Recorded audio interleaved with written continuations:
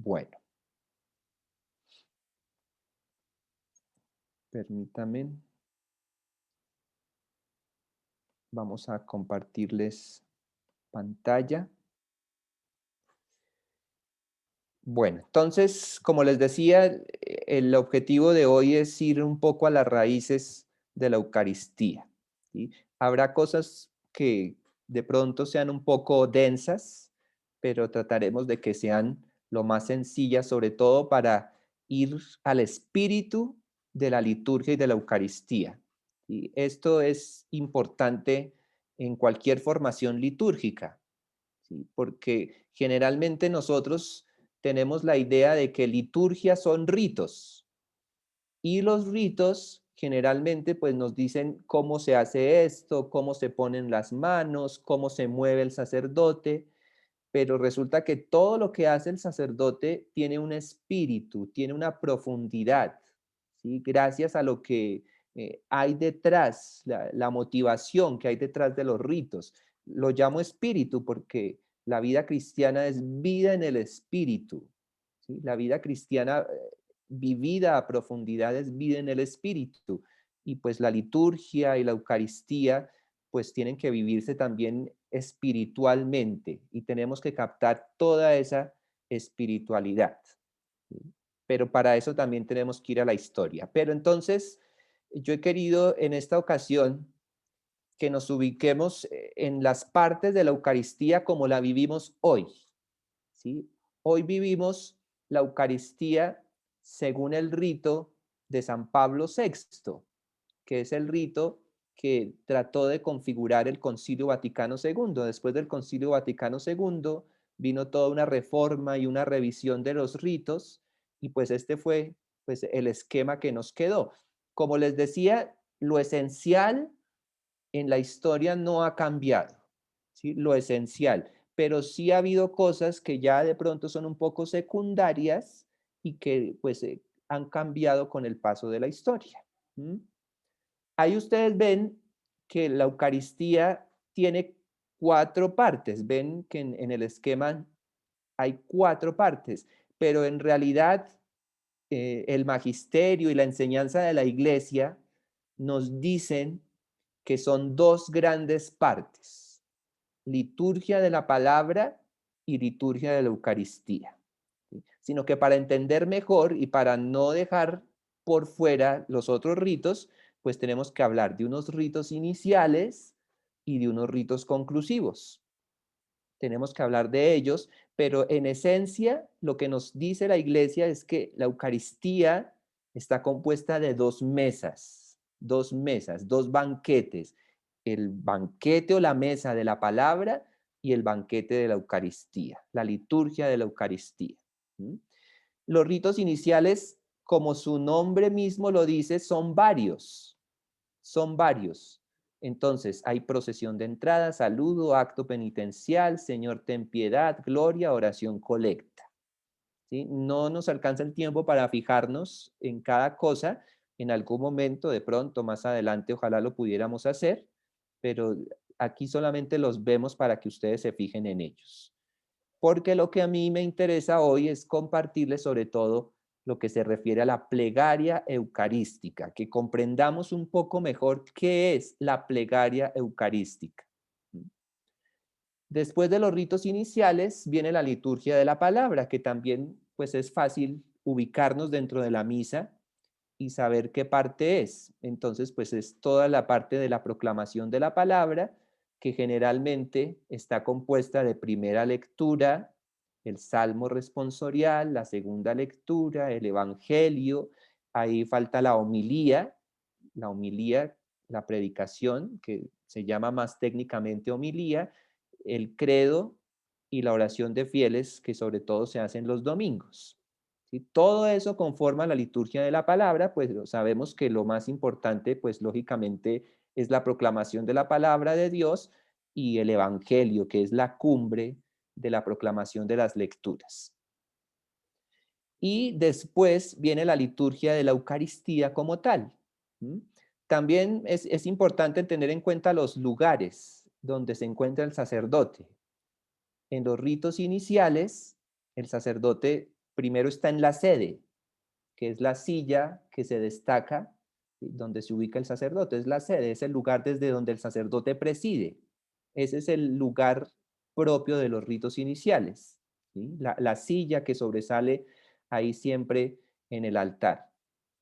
La liturgia de la palabra, pues desde el ambón, que es el lugar desde donde se proclama. Y en la liturgia de la Eucaristía ya toda nuestra atención se centra en el altar, en el altar. Y entonces ya en el altar ocurre la presentación de los dones, la plegaria eucarística y el rito de comunión, ¿sí? Esas son, digamos, que los tres grandes momentos. Entonces, por ejemplo, ya alguno, desde su experiencia, puede estarse preguntando y diciendo, Padre, pero ¿dónde está la consagración? Que es lo más importante, ¿sí? Vamos a verlo ahora, ¿sí? Y bueno, está la plegaria eucarística, el rito de comunión y los ritos conclusivos. ¿Sí? Los ritos conclusivos, ¿sí? Pues básicamente son la bendición y la despedida y el canto de salida, el canto de salida que se acostumbra a realizar, ¿sí? Yo creo que hasta aquí ya nos ubicamos en la Eucaristía más o menos pues como la vivimos, ¿sí? Estas son las partes. Perdónenme que insista en que son dos grandes partes de la Eucaristía, aunque aquí en el cuadro pues mostremos los ritos iniciales y los ritos conclusivos, pero lo más importante. Y de toda la Eucaristía, de toda la celebración, el centro, el culmen, está en la plegaria eucarística. La plegaria eucarística. Entonces, ese es el centro. Dentro de la plegaria eucarística está la consagración. Pero entonces, esa plegaria eucarística se divide, o para que ustedes la entiendan mejor, la desglosamos en 9 partes, 9 partecitas, ¿sí? Entonces, es muy fácil ubicarnos dentro de la misa. ¿Cuándo comienza la plegaria eucarística? Comienza cuando el sacerdote dice, el Señor esté con ustedes, y con tu espíritu respondemos, levantemos el corazón, lo tenemos levantado hacia el Señor, demos gracias al Señor nuestro Dios. ¿Sí? Es justo y necesario. ¿Sí? Entonces, aquí tendríamos que fijarnos también en el sentido de cada palabra. Ya el hecho de que el sacerdote diga, el Señor esté con ustedes, es una palabra de una profundidad inmensa, porque el sacerdote desea que el Señor esté en nuestra vida, ¿sí? Y nosotros le decimos al sacerdote, y con tu espíritu, porque el sacerdote espiritualmente tiene que estar conectado también con lo que pasa, ¿sí? Ustedes se dan cuenta que en la Eucaristía varias veces la asamblea le dice al sacerdote, y con tu espíritu. Eso le ayuda al sacerdote para que esté conectado, para que su espíritu también esté conectado, porque humanamente puede haber alguna distracción. Entonces, esa respuesta que nosotros damos, y con tu espíritu, es para que el sacerdote diga, esperen, yo tengo que espiritualmente estar ahí también conectado con lo que está sucediendo en la Eucaristía. El levantemos el corazón también, pues es lo que nos lleva a darnos cuenta cuál es la actitud que debemos tener en este momento, ¿sí? En todo lo que viene de aquí en adelante en la misa, ¿sí? ¿Cuál es la actitud? Nuestro corazón debe estar elevado hacia el Señor, ¿sí? Esa es la gran actitud que debemos tener nosotros. Entonces, todo tiene su sentido, aunque no vamos a profundizar en todo porque aquí simplemente estamos dando cosas básicas. Y pues después el sacerdote invita, demos gracias al Señor nuestro Dios, es justo y necesario, ¿sí? Y viene lo que llama la acción de gracias, el prefacio, aunque todo aquí, de aquí en adelante, es acción de gracias, pero el prefacio se destaca por ser una oración de acción de gracias cuando dice, el sacerdote en verdad es justo y necesario, es nuestro deber y salvación, darte gracias siempre y en todo lugar, etcétera, etcétera. Y después, de acuerdo al día, pues hay un motivo para dar gracias. Hay un motivo. Entonces, por ejemplo, dentro de poco celebraremos la presentación del Señor, la fiesta de la presentación. Entonces, el motivo será dar gracias por ese acontecimiento. Y así, siempre en el prefacio hay un motivo para dar gracias. Terminando el prefacio, todos sabemos que el sacerdote dice, y con los ángeles y los santos cantamos sin cesar el himno de tu gloria. ¿Sí? Y viene el santo, el santo. El canto del santo también es una manera de unirnos entre el cielo y la tierra, como decíamos al comienzo, ¿no? La Eucaristía es el cielo aquí en la tierra. Y como la Eucaristía es el cielo aquí en la tierra, pues tenemos que unirnos a los ángeles, ¿sí? No sé hasta qué punto nosotros somos conscientes de lo que está pasando en este momento, ¿sí? El sacerdote está orando al Padre, está orando y le está diciendo, por eso con los ángeles te cantamos el himno de tu gloria. Y entonces nosotros entramos a formar parte del coro celestial y del coro de los ángeles, ¿sí? Que se une al coro de la iglesia y todos formamos un solo coro entonando la alabanza al Señor. ¿Sí? Esto es impresionante. O sea, si uno se pone a pensarlo y a reflexionarlo, es que en el momento del santo y en toda esa plegaria eucarística, el coro de los ángeles y el coro de la iglesia se transforman en un solo coro que le canta al Señor y le glorifica al Señor. ¿Sí? Ese es eso para que nos demos cuenta de la magnitud de ese momento. Luego viene la epíclesis, que es el momento en el que el sacerdote extiende las manos sobre las ofrendas que han sido presentadas y entonces invoca al Espíritu, ¿sí? Aunque también hay otro momento más adelante en el que se invoca al Espíritu Santo para todos, ¿sí? No se invoca solamente para las especies eucarísticas, ¿sí? Sino que también se invoca para la iglesia, para la asamblea que está reunida. Pero bueno, aquí solamente nos vamos a fijar por ahora en esta epíclesis. La palabra epíclesis es llamar al Espíritu Santo. Digamos, literalmente es el sentido, es una palabra griega. Es llamar, invocar al Espíritu Santo para que descienda, ¿sí? Sobre las especies eucarísticas. Y después de invocar al Espíritu Santo, viene la narración de la institución y consagración, ¿sí? Es más propio llamarlo narración de la institución, porque en ese momento, ¿qué hace el sacerdote? El sacerdote está orando, ¿sí? El sacerdote está orando, pero va narrando lo que ocurrió en la última cena, ¿sí? El sacerdote va diciendo, ¿sí?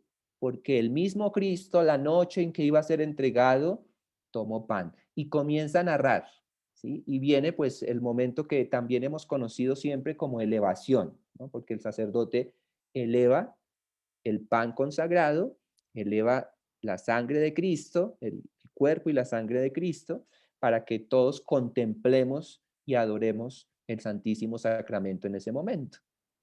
Bueno, después viene generalmente esa expresión, este es el sacramento de nuestra fe, que respondemos, anunciamos tu muerte, proclamamos tu resurrección, ven Señor Jesús, y después viene otra parte que se llama el memorial.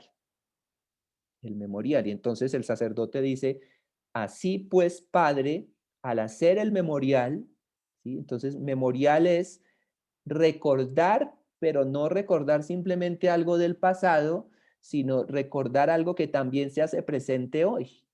Ese es el memorial. Entonces el sacerdote dice, hacemos el memorial de la muerte y resurrección de Cristo. Y después viene otra parte que es la oblación, que entonces dice el sacerdote, haciendo este memorial de la muerte y de la resurrección de Cristo, te ofrecemos el pan de vida y el cáliz de bendición.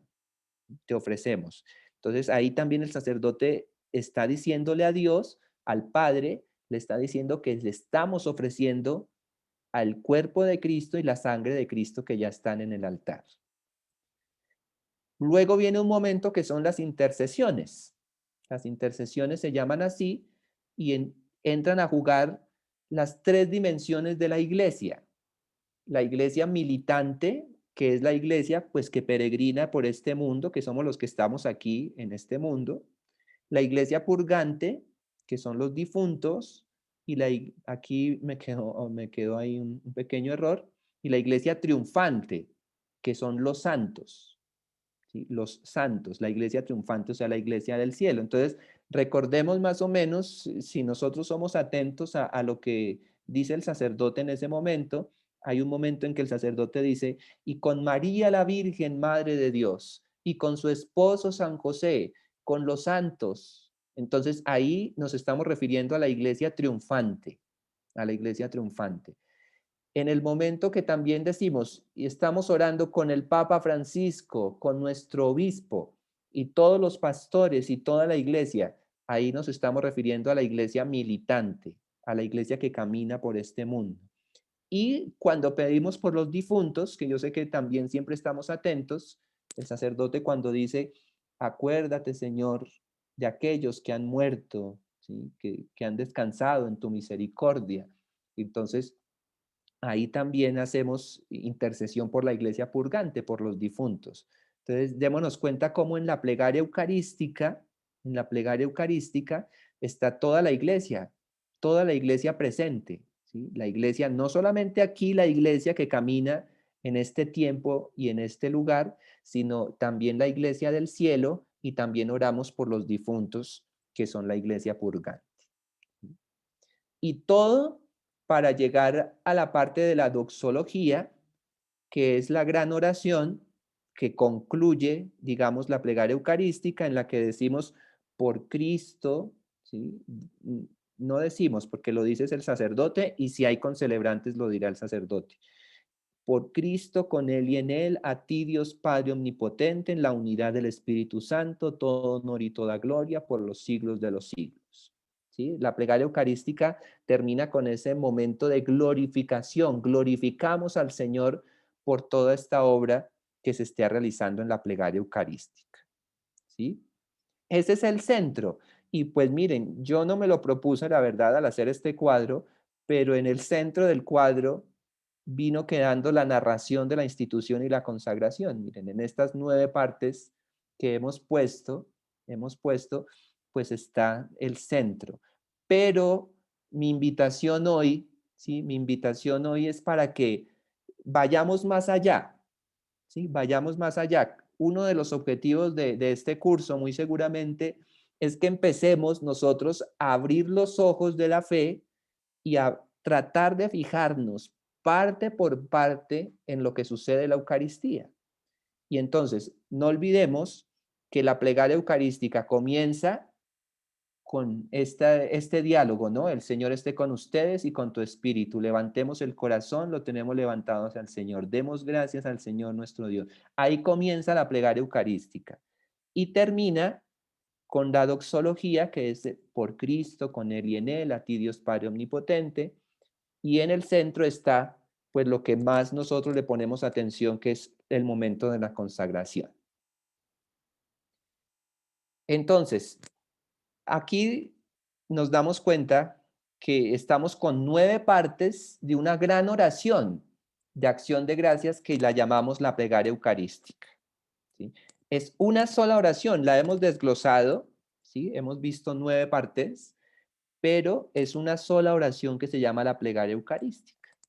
Es una sola, ¿sí? Y aquí, pues entonces recordamos pues la etimología de Eucaristía, ¿sí? Que es una palabra griega que significa acción de gracias. Acción de gracias.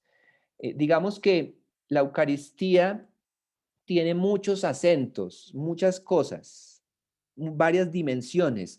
Hay una dimensión sacrificial de la Eucaristía, porque la Eucaristía es sacrificio. Hay otra dimensión de la Eucaristía que es la dimensión de banquete, de fiesta, pero también la Eucaristía tiene esta dimensión de acción de gracias, de acción de gracias.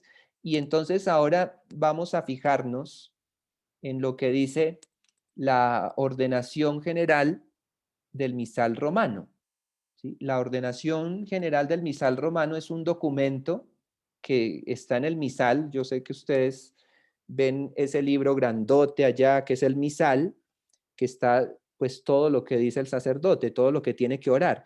Pero al comienzo hay un documento que se llama la instrucción o la ordenación del misal, pues que explica el sentido de todo lo que se hace.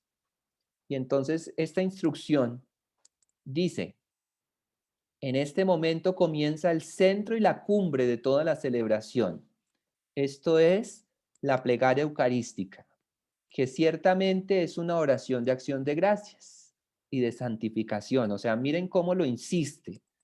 Toda la plegaria eucarística, desde que el sacerdote dice, levantemos el corazón, hasta que dice, todo honor y toda gloria por los siglos de los siglos, todo eso es una sola oración de acción de gracias, ¿sí? Y de santificación, porque el objetivo también es que nosotros, por medio del sacramento de la Eucaristía, nos santifiquemos. Y miren, aquí remarcan mucho esta actitud de elevar los corazones hacia el Señor. El sacerdote invita al pueblo a elevar los corazones hacia el Señor en oración y en acción de gracias, y lo asocia a sí mismo en la oración que él dirige en nombre de toda la comunidad a Dios Padre por Jesucristo en el Espíritu Santo. Entonces, aquí está algo también muy profundo, ¿sí? Porque el pueblo, ¿sí?, eleva los corazones hacia el Señor. ¿Sí? Aquí yo aprovecho también para decir que ustedes se dan cuenta que aquí no habla de elevar el corazón simplemente cada uno por su lado, individualmente. No, miren, aquí la insistencia es que todos como pueblo elevamos los corazones hacia el Señor. ¿Sí? Sí, lastimosamente, y ya empezamos a hablar de cositas que se nos han metido en la liturgia, se nos ha metido un poco una experiencia intimista y a veces muchos llegamos a la celebración y no, yo vivo mi misa, yo vivo mi encuentro con el Señor, cuando resulta que la experiencia que tenemos que hacer en toda Eucaristía es la experiencia de comunidad, la experiencia de comunidad. Esa experiencia también con la pandemia, pues se vio profundamente afectada, nos dimos cuenta, o sea, hasta el punto de tener cerradas las iglesias, ¿sí? Entonces, eh, eh, pues es una cosa tan básica la parte comunitaria de nuestra fe, la parte comunitaria de nuestra fe, pero que se ha visto afectada por la pandemia y bueno, seguimos en ese proceso todavía, seguimos como en el proceso de reapertura, pero no olvidemos esa dimensión comunitaria, porque no se trata solamente de que yo voy a la Eucaristía a tener una experiencia intimista, ¿sí? A encontrarme yo con el Señor. No, la Eucaristía ante todo es vivencia comunitaria, ¿sí? La Eucaristía es una celebración en donde participa la iglesia y todos celebramos como comunidad y todos elevamos los corazones hacia el Señor en acción de gracias. Y pues ese pueblo que está orando, ya no hablamos de cada persona, hablamos del pueblo que está orando. El pueblo se asocia a esta oración que es a Dios Padre por medio de Jesucristo en el Espíritu Santo. Es ver la lógica de la oración, ¿sí? Tenemos que ver mucho la lógica. La lógica de la oración es orar a Dios Padre. En la liturgia oramos a Dios Padre por medio de Jesucristo en el Espíritu Santo. Bueno, y entonces aquí ya nos empiezan a decir cuáles son las actitudes de la asamblea. Hay una básica que es elevar los corazones, pero aquí hay otra que es, el sentido de esta oración es que toda la asamblea de los fieles se una con Cristo en la confesión de las maravillas de Dios y en la ofrenda del sacrificio. Entonces aquí aparecen dos cosas importantes. Primero, en la plegaria eucarística confesamos las grandes maravillas que Dios ha hecho en la historia, sobre todo en la historia del pueblo de Israel, siempre. ¿Y por qué lo hacemos? Porque eso viene de la tradición judía. La oración judía, ¿sí?, ante todo, cuando ora a Dios, ¿sí?, ora reconociendo las maravillas que Dios hace, y eso lo conservamos nosotros, ¿sí? En la liturgia siempre cuando oramos, siempre estamos recordándole a Dios esas maravillas que Él ha hecho, ¿sí?, confesando las maravillas de Dios. Y también en la plegaria eucarística nos unimos a la ofrenda del sacrificio. ¿sí? Entonces, también como pueblo, nos unimos al sacrificio de Cristo y nosotros nos ofrecemos con Cristo, ¿sí? Esa es una actitud que también, digamos que yo siempre repito mucho. Me gusta repetirle porque a veces no somos conscientes, ¿sí? A veces, pues claro, también en lo que hemos recibido en nuestra formación, nos enseñaron pues a que a ir a la Eucaristía, oírla y comulgar, ¿sí? Pero hay una actitud fundamental que nos insiste el apóstol San Pablo en la carta a los Romanos, en el capítulo 12, cuando él dice, ofrézcanse como hostia viva, santa, ofrézcanse. Esa es una dimensión importantísima de la fe. Y en la Eucaristía también vamos a eso. En la Eucaristía nos unimos a la ofrenda de Cristo. Cristo se ofrece, pero ¿cuál es la mejor manera de unirme a la ofrenda de Cristo? Ofreciendo también mi vida, ofreciéndome. Yo también tengo que ofrecer mi vida al Señor. Y pues ya una actitud pues ya muy práctica es lo que dice, ¿no? La plegaria eucarística exige que todos la escuchen con reverencia y con silencio. Entonces dijimos que toda esa es una gran oración, la plegaria eucarística, ¿sí? Esa plegaria eucarística tiene sus raíces en las grandes oraciones de bendición o de acción de gracias del pueblo judío, ¿sí? Esa es la raíz, porque digamos que el título era las raíces de la Eucaristía. En la Pascua judía se hacía también una gran oración de acción de gracias. Entonces, para eso, pues tenemos que ubicarnos en la Pascua judía, ¿sí? Entonces, en este momento nos vamos a transportar al Antiguo Testamento, al libro del Éxodo. Sobre todo vamos a tener en cuenta esta cita del Éxodo capítulo 12, versículos del 1 al 8 y del 11 al 14, ¿sí? Así se encuentra distribuida en el leccionario, en la misa del Jueves Santo en la tarde, se proclama esta lectura del Éxodo. Y entonces dice el libro del Éxodo que en aquellos días dijo el Señor a Moisés y a Aarón en tierra de Egipto: este mes será para ustedes el principal de los meses. Será para ustedes el primer mes del año. Digan a toda la asamblea de los hijos de Israel: el 10 de este mes, cada uno procurará un animal para su familia, uno por casa. Si la familia es demasiado pequeña para comérselo, que se junte con el vecino más próximo a su casa hasta completar el número de personas, y cada uno comerá su parte hasta terminarlo. Será un animal sin defecto, macho de 1 año, lo escogeréis entre los corderos o los cabritos, ¿sí? También me voy a saltar aquí. Bueno, no, bueno, dice también, lo guardaréis hasta el día 14 del mes y toda la asamblea de los hijos de Israel lo matará al atardecer. Tomaréis la sangre y rociaréis las 2 jambas y el dintel de la casa donde lo comáis. Esa noche comeréis la carne asada a fuego y comeréis panes sin fermentar y hierbas amargas. Bueno, más adelante, ahí en ese texto del Éxodo, es cuando aparece que tienen que tomar ellos la sangre, ¿sí?, de ese cordero, ¿sí?, tomarla y untar, ¿sí?, con esa sangre la puerta, las casas, el marco de la puerta. Dice, la sangre será vuestra señal en las casas donde habitáis. Cuando yo vea la sangre, pasaré del arco. Bueno, entonces esa es la Pascua como nos la explica el Éxodo.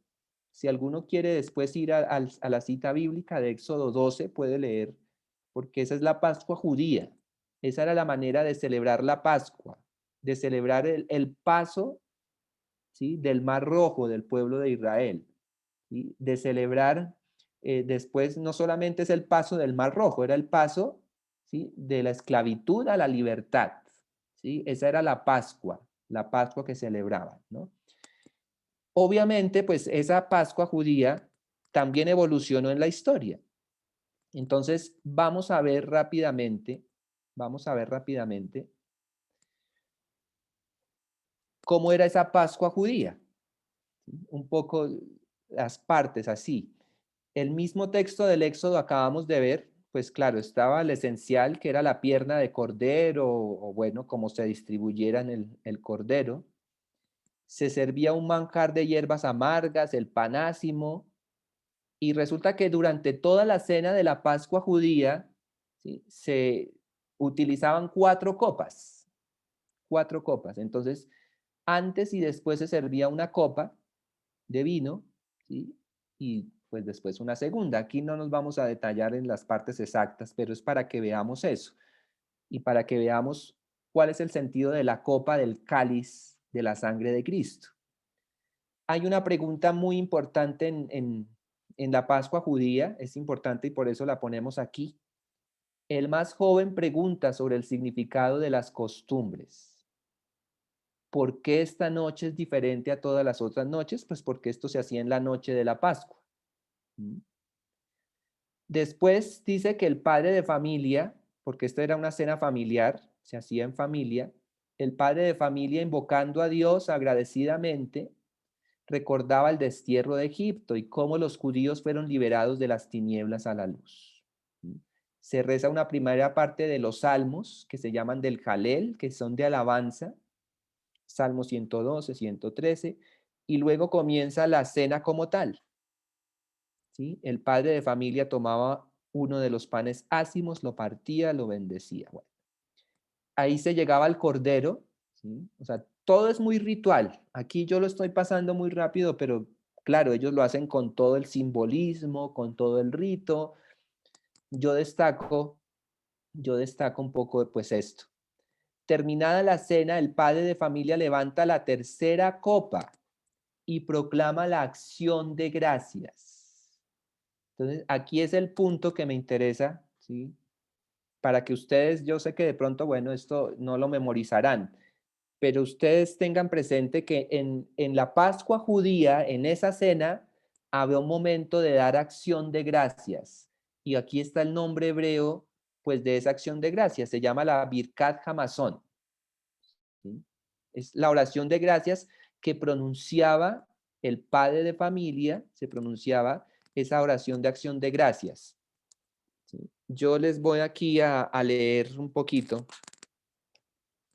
más o menos unos renglones de esa oración que hacía el padre de familia en esta cena, en la oración de acción de gracias. Dice, bendito sea Señor Dios nuestro, Rey del universo, el que alimenta a todo el mundo con su bondad, benignidad, gracia y misericordia, que da pan a toda carne, porque es eterna su misericordia. Por su gran bondad nunca falló y nos faltará el sustento por los siglos. Porque grande es su nombre, pues Él nutre y alimenta a todos los seres, a todos colma de beneficios y prepara el alimento para todas las criaturas que ha creado. Bendito sea Señor, que alimentas a todos los seres. ¿Sí? Esa es una primera parte, no podemos verla toda. Aquí está dividida como en unos cuatro párrafos grandes. ¿Sí? Pero aquí lo que me interesa es que veamos cómo la plegaria eucarística, esa oración de acción de gracias que nosotros tenemos en la misa, viene, ¿sí?, y sigue ese espíritu judío de darle gracias a Dios en la cena pascual, ¿sí? De ahí viene la oración de acción de gracias, ¿sí? Y por eso nosotros tenemos que fijarnos en la Eucaristía, en toda la acción de gracias que hacemos, ¿sí? No solamente en la consagración, sino en todo ese espíritu de acción de gracias que está presente en la Eucaristía, ¿sí? Está presente en la Eucaristía porque tiene sus raíces en esta acción de gracias que hacían los judíos en la celebración de la Pascua. Y después, ¿sí?, viene la segunda parte principal del Jalel, ¿sí?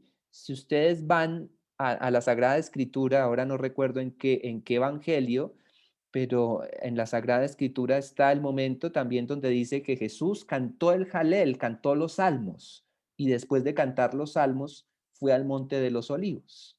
Entonces, todo porque pues esa era la cena de la Pascua que también él compartió con sus discípulos y hay una cuarta copa ritual.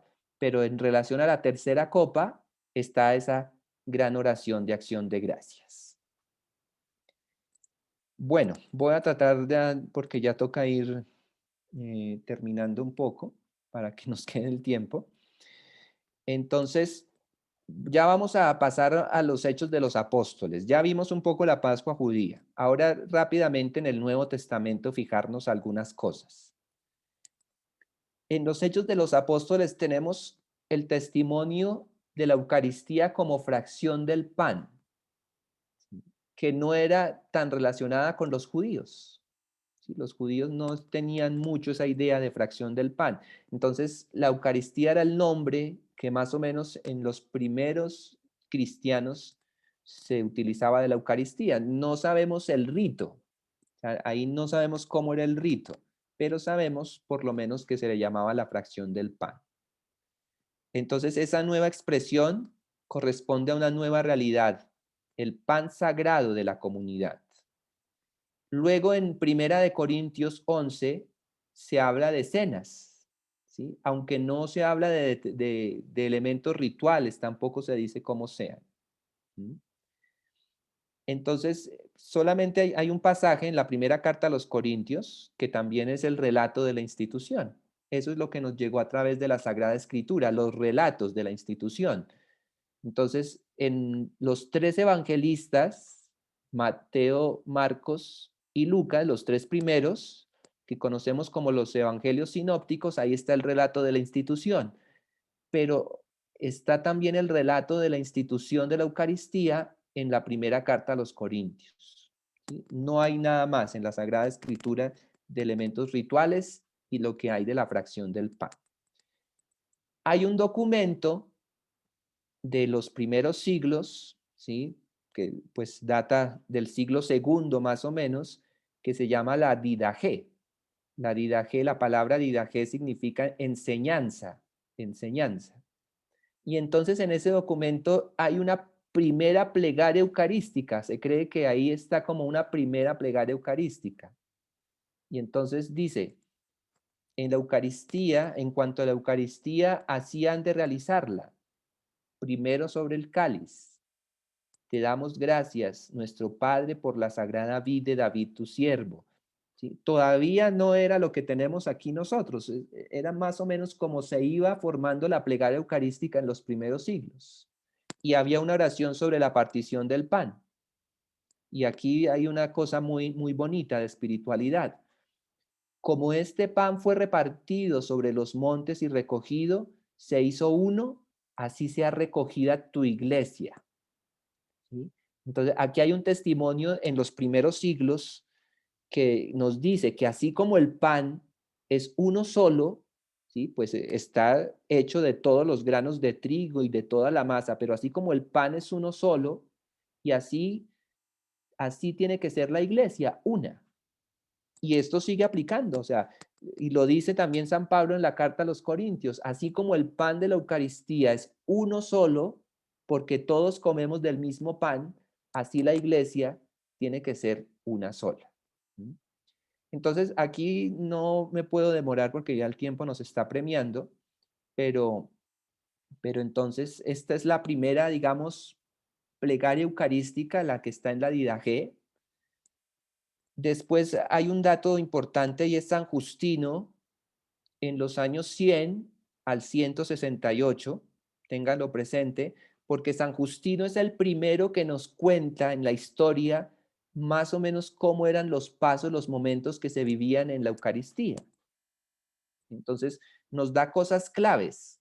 ¿Sí? Yo sé que mañana, en la charla de mañana, se retomará San Justino, pero aquí, por ejemplo, San Justino en el siglo segundo dice, en el día que se llama Día del Sol, se refiere claramente al domingo. ¿Sí? Se leen las memorias de los apóstoles y los escritos de los profetas. ¿Sí? Y bueno, hay una oración. Y bueno, entonces aquí lo que nos interesa es lo que dice San Justino. Se lleva al que preside a los hermanos pan y una copa de agua y de vino mezclados. ¿sí? Aquí San Justino nos está ya dando testimonio y el presidente, o sea, el que celebra, los toma y eleva alabanza y gloria al Padre del universo por el nombre del Hijo y del Espíritu Santo y da gracias. En griego, Eucaristían.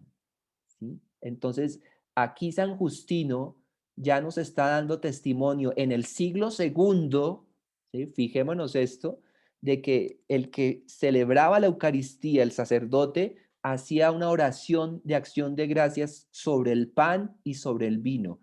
Es la plegaria eucarística, lo que seguimos haciendo. O sea, en la Eucaristía seguimos haciendo esta acción de gracias con el pan y con el vino que se convierten en el cuerpo y la sangre del Señor. Bueno, y aquí también más adelante al final en San Justino dice que los diáconos distribuyen a todos los que están presentes el pan y el vino y el agua eucaristizados, porque sobre ellos se ha pronunciado la acción de gracias y los llevan a los ausentes, o sea, también les llevan comunión, ¿sí? La Eucaristía se la llevaban a otras personas. Aquí no nos queda tiempo de ver también esta historia de cómo se repartía la comunión en los primeros siglos. ¿Sí? Pero bueno, ya de pronto si alguno tiene alguna pregunta lo citamos. Y luego viene la tradición apostólica de San Hipólito en el siglo III, que es un documento que se le atribuye a un santo papa, a San Hipólito, obispo de Roma, que ya es una plegaria eucarística como tal. Y este es el primer documento, ¿sí? Donde ya se ve que en esa oración de acción de gracias está el relato de la institución.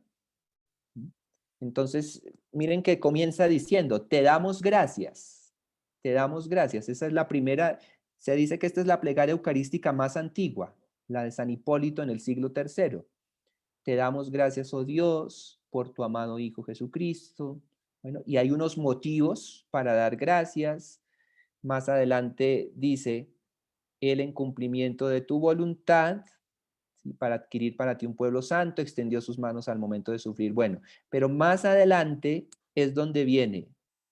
¿Sí?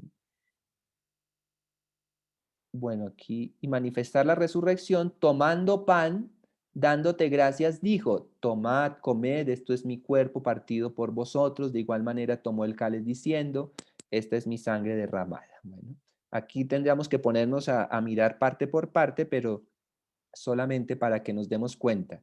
O sea, como para que ustedes tengan una idea, ¿sí? Pues tenemos lo que está en la Sagrada Escritura, ¿sí? De la Eucaristía, está la que ya mencionamos, la Didaché, que da como una plegaria eucarística. Está San Justino, que es, digamos, la versión más antigua de cómo se celebraba la Eucaristía en los primeros siglos. Y está esta plegaria eucarística de San Hipólito. Bueno, y ya pues tendríamos que ver ya otras plegarias eucarísticas, porque lo que ha hecho la iglesia a lo largo de la historia es componer plegarias eucarísticas. Hubo una plegaria eucarística que desde el siglo séptimo más o menos hasta el siglo XX fue la única que se utilizó, que es la que llamamos el canon romano. ¿Sí? Y el Concilio Vaticano II ya compuso nuevas plegarias eucarísticas, ¿sí? Y pues en este momento los sacerdotes para celebrar la Eucaristía contamos con 13 plegarias eucarísticas para pues escoger de acuerdo también a los tiempos litúrgicos, ¿sí? Pero si nos quedamos con la esencia, con el espíritu, porque mi insistencia era esa desde el comienzo, es que si hemos estado atentos, lo que hemos hecho es ir al espíritu de la acción de gracias que está en el fondo de la Eucaristía, ¿sí?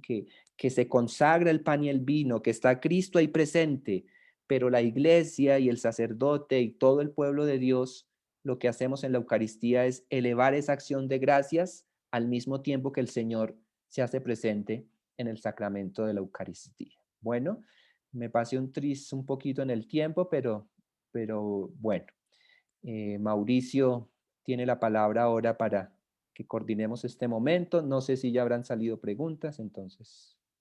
No, padre, pues aquí asombrado escuchando, estaba tan concentrado, no he mirado el chat, ya voy mirando el chat. Bueno, las personas que quieran preguntar, con gusto está el Padre abierto para que si quieren levantar la mano o algunas inquietudes que tienen. Padre, yo tenía aquí una, pues yo me adelanto acá. Tenía una, era, tú hablabas de los ritos iniciales y los ritos de conclusión. Ujú. Hay una pregunta, esos ritos iniciales, esos ritos de conclusión, eh, ¿cómo se construyen esos ritos? Sé que pues es muy largo y tú decías que nos podemos alargar, pero tengo inquietud porque siempre pues desafortunadamente por ignorancia de muchos pensamos que es algo que lo construyó digamos de hace momento, pero lo que estoy entendiendo es que eso viene de la tradición judía, pero sí me gustaría de pronto entender un poco estos ritos, ¿no? Porque pues hay una riqueza muy detrás de eso, veo que hay una cosa impresionante que mucha gente no conocemos y que no sabemos lo que hay detrás de una misa, lo que se ha vivido y Ujú. ese encuentro que tú llamas, y tristemente pues se pierde el concepto que tú quieres emprender y mantener. Pero estos ritos que están de inicio y ritos finales, ¿cómo salen a estar dentro de la misa? Es la que me gustaría, como de pronto si nos pudieras aclarar. Bueno, pues eso ya, digamos que en la historia de la liturgia hay una ley en la historia de la liturgia y es que hemos ido de lo sencillo a irlo complicando, ¿sí? Esa es una ley de la historia de los ritos. Entonces, si nos damos cuenta, si vamos a la Sagrada Escritura, lo primero que aparece es la fracción del pan, ¿sí? Y claro, esa fracción del pan unida a la acción de gracias judía, pues fue formándose, convirtiéndose en la plegaria eucarística, ¿sí? Pero entonces ya después se vio que antes de la plegaria eucarística había que tener un momento de preparar también ese momento escuchando la palabra de Dios. Entonces apareció la liturgia de la palabra, ¿sí? Pero entonces también se vio que para la lectura, liturgia de la palabra había que preparar el momento. Y ya, digamos que ya llegando a la Edad Media, en la Edad Media ya fue cuando empezaron, ¿sí? Pues sí, entre la Edad Antigua y la Edad Media, ya como ese interés por poner ritos. Entonces se vio la necesidad, por ejemplo, de poner el rito de entonar el Gloria, el himno del Gloria a Dios en el cielo, como preparación a la escucha de la palabra. O también se colocó el himno no el himno, sino la aclamación del Señor ten piedad, del Kyrie eleison y del Señor ten piedad, ¿sí? Pero ya esos últimos ritos se pusieron, o sea, lo que son los ritos iniciales y los ritos conclusivos pues porque había que concluir todo y los ritos iniciales porque había que preparar a la gente a escuchar la palabra y después participar de la plegaria eucarística. Así Sí, diciéndole de gracias. una manera muy sencilla. Bueno, muchas gracias. Me preguntan aquí, voy a ir rápidamente a escoger algunas preguntas. Me dice, eh, muchas gracias por la presentación, espectacular. Quería preguntar al padre, Plegaria Eucarística, ¿cómo se sabe cuál será la del día? Mm. Bueno, digamos que eso ya es de libre elección del sacerdote, ¿sí? El sacerdote generalmente, por lo menos en los tiempos fuertes, que son Adviento, Navidad, la Cuaresma y la Pascua, básicamente se utilizan las tres primeras plegarias eucarísticas, plegaria uno, plegaria 2 y plegaria 3, ¿sí? Ya si ustedes de pronto, por ejemplo, hoy en internet o si tienen acceso a misales de los fieles, pues ya ustedes tratan de ir familiarizándose con cada plegaria para escuchar a ver cuál utiliza el sacerdote en los tiempos fuertes, sobre todo esas tres. Y en el tiempo ordinario, de acuerdo a las circunstancias, pues el sacerdote tiene las otras para escogerlas, porque son 13, pero en los tiempos fuertes, sobre todo, se utilizan esas tres. Pero eso queda a criterio del sacerdote, o sea, el sacerdote sí tiene esa libertad cuando él prepara la celebración antes, pues de escoger la plegaria, pero pues todos sabemos, o sea, con el cuadro que les hice de la plegaria eucarística, ¿sí? Pues ya sabemos más o menos cuál es la estructura y los momentos que va teniendo la plegaria eucarística y solo participando habitualmente, pues nos vamos acostumbrando y habituando pues al texto de la plegaria. Bueno, otra pregunta, nos pregunta aquí don Rafael Avedaño. Una pregunta, padre. ¿Los anglicanos tienen una plegaria eucarística propia y existe, Mm, conservan alguna de la Iglesia Católica? ujú. Bueno, pues en este momento así de la historia como tal y esto no lo tengo presente. De la parte anglicana no lo tengo presente. Esto tendría que mirarlo mejor. Sí, pero de todas maneras hay que tener en cuenta que los anglicanos, aunque ellos se diferencian un poco pues de la otra parte protestante, ¿no? Porque la parte más luterana, ¿sí? La parte más luterana, pues solamente acepta 2 sacramentos, ¿sí? Los anglicanos decimos en teoría que ellos aceptan los 7 sacramentos, ¿sí? Pero en este momento el tema de la Eucaristía no es que esté como tan claro, ¿no? Entonces, porque en los anglicanos habría que mirar hasta qué punto, por ejemplo, ellos tomaron la doctrina de la transubstanciación. No recuerdo en este momento si ellos tomaron esa doctrina, ¿no? Pero habría que mirar, esa parte sí tendría que mirarla después y en algún momento miramos cómo les hacemos llegar la respuesta. Tendría que Bueno, sí, investigarlo vamos bien. estando empezando. Otra pregunta, padre. Pregunta Alex Triviño. Padre Carlos, ¿en qué momento de la historia se dejó de comulgar tomando el vino y solo recibiendo el pan? Ujú. Sí, esa es una buena pregunta. O sea, sobre todo hay que tener en cuenta, sí, Sí, que la comunión, primero que todo, como nos lo dice San Justino, que lleva la comunión, parece ser que era solo los domingos, ¿sí? Parece ser que solo era los domingos, según eso, pues uno lo puede deducir. Pero, pero también hubo un momento en la historia de la iglesia, en que ni siquiera el pan se podía recibir. O sea, la comunión, o sea, el tema de recibir la comunión así tan frecuentemente como lo tenemos hoy en día es del siglo XX.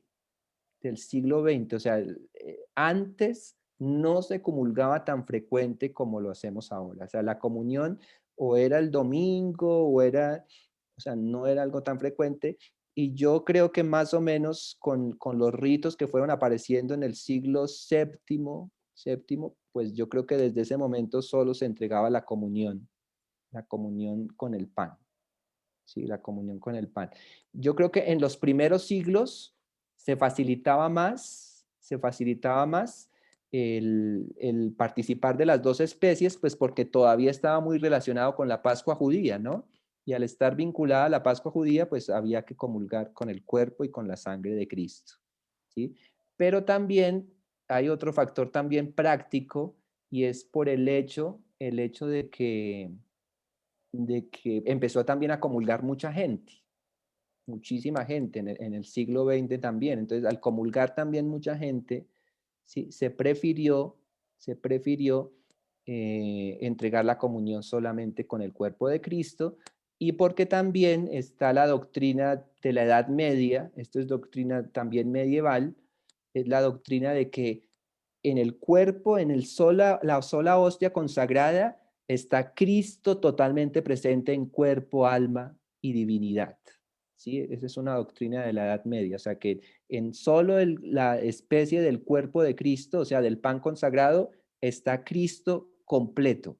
Y también en la sangre de Cristo, ¿sí? En la sangre de Cristo está totalmente presente el Señor, ¿sí? En cuerpo, alma y divinidad, real y sustancialmente presente. Eso es lo que podría decir un poco con respecto a esta pregunta. bueno, muchas gracias, padre. Sí, el tiempo nos apura, pero bueno,